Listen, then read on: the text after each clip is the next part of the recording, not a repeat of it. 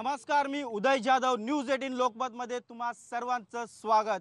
महाराष्ट्रातल्या लोकसभा मतदारसंघातल्या प्रत्येक मतदारसंघातल्या मतदारांचा आणि तिथल्या तुल्यबळ उमेदवारांचा आपण आढावा घेणार आहोत। ते मतदारांसमोर नेमकं काय घेऊन जाणार आहेत, कुठला विकासाचा अजेंडा असणार, मतदारांचे सर्व प्रश्न सुटणार आहेत का, हेच आपण जाणून घेणार आहोत। आज आपण आहोत पालघर लोकसभा मतदारसंघामध्ये आणि पालघर लोकसभा मतदारसंघामध्ये दोन पक्षांमध्ये प्रमुख सामना आपल्याला दिसून येतो। एकीकडे आहेत बहुजन विकास आघाडी तर दुसरीकडे आहेत शिवसेना भाजपा महायुतीचे उमेदवार। आपण इथे बघत असाल सर्वच उमेदवार आहेत आणि त्याचबरोबर त्यांचे इतर सहकारी पदाधिकारी देखील आहेत।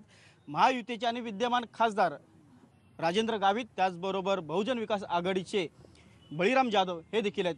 दोघांकडून आपण प्रथम सुरुवात करणार आहोत। आपण राजेंद्र गावित तुमच्याकडून सुरुवात करणार आहोत। तुम्ही विद्यमान खासदार आहात, परंतु मागे तुम्ही भाजपमध्ये होता, आता शिवसेनेमध्ये आलेला आहात। काय तुमचा मतदारांसाठी विकासाचा अजेंडा असणार आहे? मतदारांना तुम्ही काय सांगणार आहात ज्यासाठी तुम्हाला मत द्यावेत? पालघर लोकसभा या मतदारसंघातून खऱ्या अर्थाने एक विकासाच्या दृष्टिकोनातून एक विकासाचा एजेंडा घेऊन या ठिकाणी एक सामाजिक दायित्व म्हणून आपल्याला कशा पद्धतीने या भागाच्या एक विकासामध्ये दृष्टिकोनातून विचार केला पाहिजे। सगळ्यात महत्त्वाचा प्रश्न जो आहे तो कुपोषणाचा आहे। या भागातला कुपोषण म्हणजे हा आदिवासी बांधवातला सगळ्यात मोठा एक शाप आहे आणि हा शाप कशा पद्धतीने आपल्याला कमी करता म्हणजे कायमस्वरूपी नष्ट करता येईल यासाठी प्रयत्न करणं गरजेचं आहे। हा जो जिल्हा जो आहे हा सागरी, नागरी आणि डोंगरी या तीन विभागामध्ये त्या ठिकाणी विभागलेला आहे। वेगवेगळे प्रश्न आहेत। वसई विरार हा एक नागरिक वसई विरार नालासोपारा हा जो भाग जो आहे या ठिकाणी नागरीकरण मोठ्या प्रमाणावर आहे। माननीय खासदार गावित साहेबांना विचारायचं आहे की गावित साहेब, केंद्रामध्ये आपलं सरकार आहे, महाराष्ट्र राज्यामध्ये आपलं सरकार आहे, पालघर जिल्ह्याचे पालकमंत्री आपले स्थानिक भूमिपुत्र आहेत, तरी देखील पालघर जिल्ह्यामध्ये जव्हार मोखाड्यामध्ये कुपोषणाचा प्रश्न प्रलंबित आहे आणि तुम्ही म्हणता का तो आम्ही सोडवण्याचा प्रयत्न करू। 5 वर्ष काय केलं? मंत्री होते। तदनंतर या ठिकाणी सांगितलं गेलं की जव्हार आदिवासी भागातील भूमिपुत्रांना स्थलांतरित व्हावं लागतं आणि वसई विरार महापालिकेत, ठाणा महापालिकेत, भिवंडी महापालिकेत त्यांना उदरनिर्वाहासाठी यावं लागतं। येताना 5 माणसं येतात आणि जाताना 3 माणसं येतात। गावित साहेब, सूर्या बचाव समितीच्या मीटिंगला आपण पाठिंबा दिला आणि त्याच वेळेला सांगितले तिथं की वसई विरार महापालिकेला पाणी द्यायचं नाही। त्याचं कारण की तिथले जे भूमिपुत्र येथे येतात त्यांना ते पाणी लागतं आणि त्यांना पाणी न मिळाल्यामुळं तिथे ती जाणारी संख्या घटली, ती आपल्या ध्येय धोरणामुळं। की आपण त्या ठिकाणी जो रेकॉर्ड आहे, सरकारी रेकॉर्ड आहे, मी स्वतः काही सांगत नाही, असं सरकारी रेकॉर्ड आहे, त्या आदिवासी बांधवांचं योग्य प्रकारे ते आहेत त्याच ठिकाणी कशा पद्धतीने राहतील आणि म्हणून त्या संदर्भामध्ये मी आदिवासी विकास मंत्री असताना त्या ठिकाणी आपण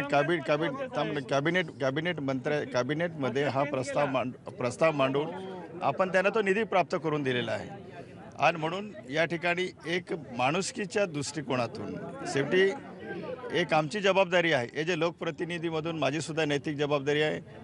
जाधव साहेबसुद्धा 5 वर्ष म्हणजे त्या ठिकाणी खासदार होते, त्यांनीसुद्धा त्यांच्या परीने त्यांच्या पद्धतीने हे जे खासदार म्हणून त्यांनी ठिकाणी काम करण्याचा प्रयत्न केला।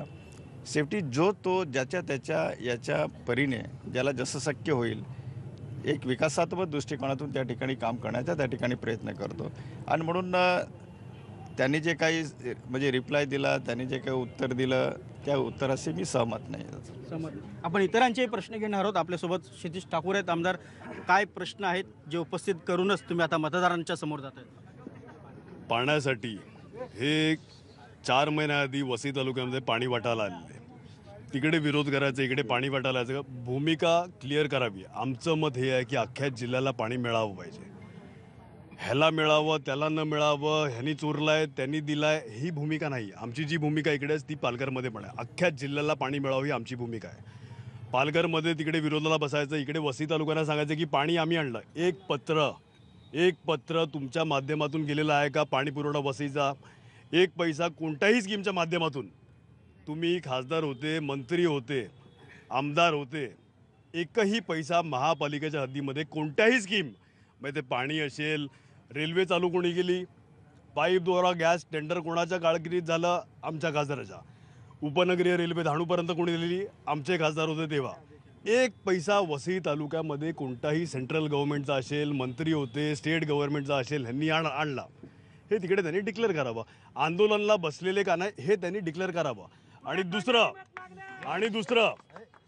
दुसरं इकडे बरेच आपले गरीब कार्यकर्ते आहेत, त्यांची एक खरोखर इच्छा आहे तुमच्याकडून सिक्रेट फॉर्म्युला जाणून घ्यायचा आहे. 8 महिन्याआधी 1,16,00,000 आपली प्रॉपर्टी होती, 8 महिन्यानंतर ती 2,64,00,000 कशी झाली? हा फॉर्म्युला आमच्या गोरगरीब जनतेला आणि खास करून आदिवासी विभागात गोरगरीब जनतेला हा फॉर्म्युला आवश्यक आहे. ही फक्त विनंती की हा फॉर्म्युला तुम्ही द्यावा.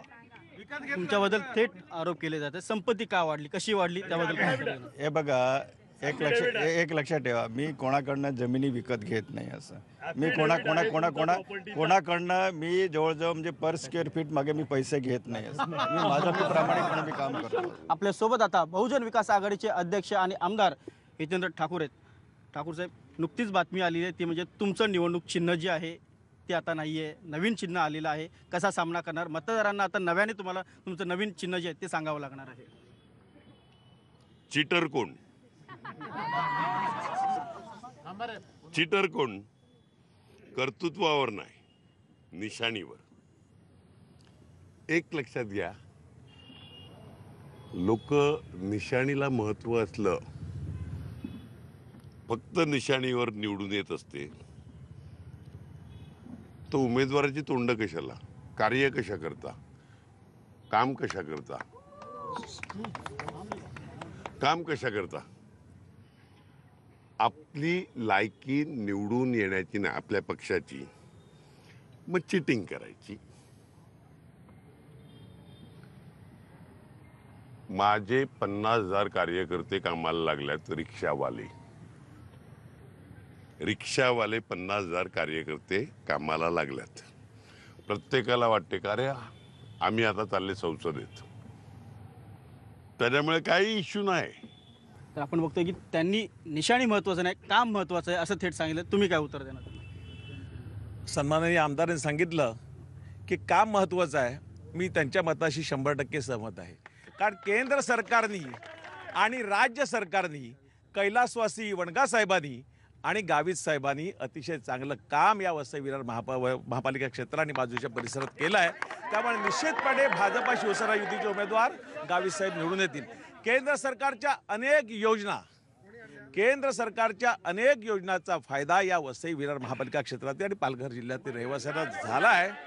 त्याचप्रमाणे आयुष्यमान भारत योजनेसारखी एक योजना 70,000 लाभार्थी या पालघर जिल्ह्यामध्ये आहेत. अनेक योजनांचा लाभ लोकांना झाला आहे. त्यामुळे भाजपा शिवसेना युतीचे उमेदवार निश्चितपणे 100% आपण आहोत पालघर लोकसभा मतदारसंघामध्ये आणि याच मतदारसंघातले 2 प्रबळ पक्षांचे उमेदवार जे आहेत ते आता आपल्या सोबत आहेत. आपण त्यांच्याशी तर चर्चा करतोच आहोत, त्याचबरोबर इतरांचेही प्रश्न जे आहेत ते आपण जाणून घेणार आहोत. तुम्हाला सांगतो की multi model corridor, railway corridor, bullet train, Mumbai Vadodara expressway, Vadhavan बंदर असे विविध प्रोजेक्ट ह्या पालघर जिल्ह्यात येत आहेत. भविष्यामध्ये हे सगळे प्रोजेक्ट जर का लागू झाले तर पालघर जिल्हा हा फक्त रस्त्यांचा आणि रेल्वे ट्रॅकचा जिल्हा होईल. मग आता ही जी इथे 25-30 लाख लोकसंख्या आहे त्यांच्यासाठी कोणी काम करत नाहीये. आपल्याला मी सांगतो की लहानसा जरी पाऊस पडला तरी वसई बुडते. मागच्या वर्षी 9, 10, 11, 12 4 दिवस जुलैला पूर्ण वसई बुडलेली. पुढच्या वेळी ती बुडणार नाही हे नेते खात्री देऊ शकतात का?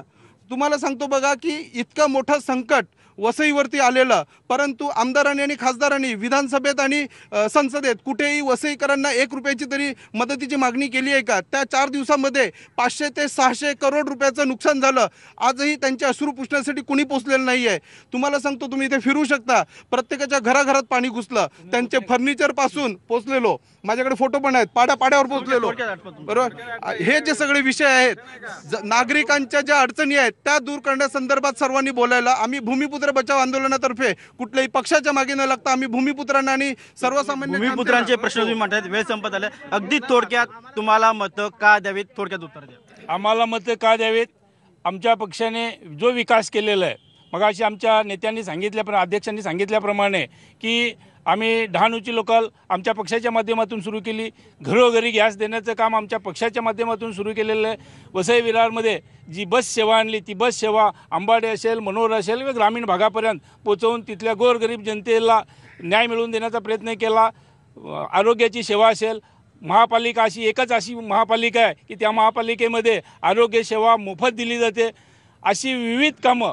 त्याच्यानंतर मच्छीमारांचे प्रश्न आहेत, आदिवासी विभागातील प्रश्न आहेत, सागरी नागरी डोंगरी या संपूर्ण विभागातील जे प्रश्न आहेत ते मागच्या 5 वर्षात आम्ही सोडवले. त्यानंतर आमच्या आता 3 आमदार आहेत, महापालिकेचे महापौर आहेत, आमचे जिल्हा परिषद सदस्य आहेत, आमच्या बहुजन विकास आघाडीचे जे पदाधिकारी आहेत यांच्या माध्यमातून ज्या आम्ही विकासाची कामं केलेली आहेत ते विकासाच्या जोरावर आम्हाला जनता मतदान देऊन दिल्लीत पाठविल हे या ठिकाणी मला सांगितलं. तुम्हाला काय म्हणतात थोडक्यात सांगा. या ठिकाणी केंद्र सरकारच्या कामाचा उल्लेख झाला. केंद्र सरकारची बाकीची कामं सोडा, फक्त रेल्वेमधला जो विकास आहे, विरारपासून फक्त नायगाव स्टेशनपर्यंत जा. आजपर्यंत कोणी स्वप्नात विचार केला नव्हता. लिफ्टसुद्धा रेल्वे स्टेशनला लागल्या, AC ट्रेन सुरू झाल्या. चौपदरीकरण जे आहे विरार डहाणू मंजूर झालं. सहा पदरीकरण विरार बोरिवली मंजूर झालं. MUTP 3 अंतर्गत MUTP 3A अंतर्गत वसई दिवा हा लोकल झोन झाला, उपनगरीय, आणि या ठिकाणी विरार डहाणू लोकल सुरू होण्याचा उल्लेख झाला. मी तुम्हाला पुरावा देऊन सांगतो, हे काम कोर्टाच्या आदेशाने झालंय. आमचे राजकुमार चोरगे म्हणून नगरसेवक होते, त्यांनी कोर्टात याचिका देखील दाखल केली आणि कोर्टाच्या आदेशाने विरार डहाणू लोकल सुरू झाली. कुणी याचं श्रेय घेण्याचा प्रयत्न बिलकुल करू नये. हे कागदोपत्री आहे, हे बोलण्याचा विषय नाहीये. श्रेयवादाची लढाई घेतो. एक मिनिट, मला या ठिकाणी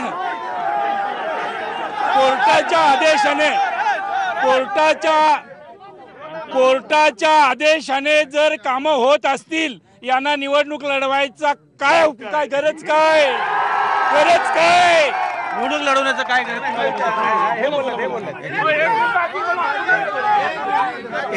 एक लक्षात ठेवा, या पालघर जिल्ह्याच्या विकासासाठी या ठिकाणी आपण सर्वप्रथम या पालघर जिल्ह्याची निर्मिती केली आणि जेवढं राजेंद्र गावितांनी जेवढं काम या पालघर जिल्ह्यामध्ये ब्रिज असेल, रोड असेल, तेवढं कामं त्या मंत्री असताना जे काही कामं केलं तेवढी कामं त्या ठिकाणी कोणी केलेली नाहीत. ही वस्तुस्थिती आहे. आणि या ठिकाणी पार्सल हा शब्द माझ्या बाबतीत जो उपरोधिकपणे जो वापरला जातो आहे, मी आपल्याला मुद्दाम सांगू इच्छितो की ह्या निवडणुकीमध्ये या ठिकाणी पार्सल जिंकता आहे की काय म्हणतो, काय की कुठलं काय म्हणतो आपण त्याला कोण काय म्हणतो की स्वतः लोकल जिंकता आहे, हे या ठिकाणी जनता दाखवून देणार आहे. म्हणजे पालघरच्या विकासासाठी त्यांनी सांगितलं का पालघर जिल्ह्याची निर्मिती मी केली, त्यांनी नाही केली, काँग्रेस पक्षाने केली, तेव्हा मी पण खासदार होतो. त्याच्यानंतर त्यांनी सांगितलं इथल्या पालघरच्या जनतेच्या, गोरगरीब जनतेच्या, आदिवासींच्या विकासासाठी काहीतरी केलं पाहिजे आणि काहीतरी करायचं. गावित साहेब, पालघर जिल्ह्यामध्ये आदिवासी जिल्हा असताना जी नोकर भरती झाली ती किती स्थानिक भूमिपुत्रांना आपण नोकऱ्या दिल्यात, सगळी नंदुरबारची भरती केलेले. त्यानंतर ज्या वेळेस तुम्ही आमदार विलास तरे आणि मी मुख्यमंत्री साहेब विरारला आले होते तेव्हा भाईंदरला पाठवायला गेलो आणि एकत्र जेवायला होतो, त्यावेळेस तुम्हाला सांगितलं विलास तरेने की साहेब याच्यावर स्टे घ्या आणि जर पालघर जिल्ह्यामध्ये आदिवासी मिळत नसतील तर इथल्या स्थानिक भूमिपुत्रांना त्या नोकऱ्या द्या, हे त्यावेळेस सांगितलं. तुम्ही तसं न करता, एक मिनिट, स्वर्ग साहेब, वनगाळ साहेब, आताच्या पालघरचे जिल्ह्याचे पालकमंत्री सौराज साहेब, तिघं मिळून फक्त नंदुरबारची आणि बाहेरची भरती केली, पालघर जिल्ह्यातला एक माणूस ठेवला नाही.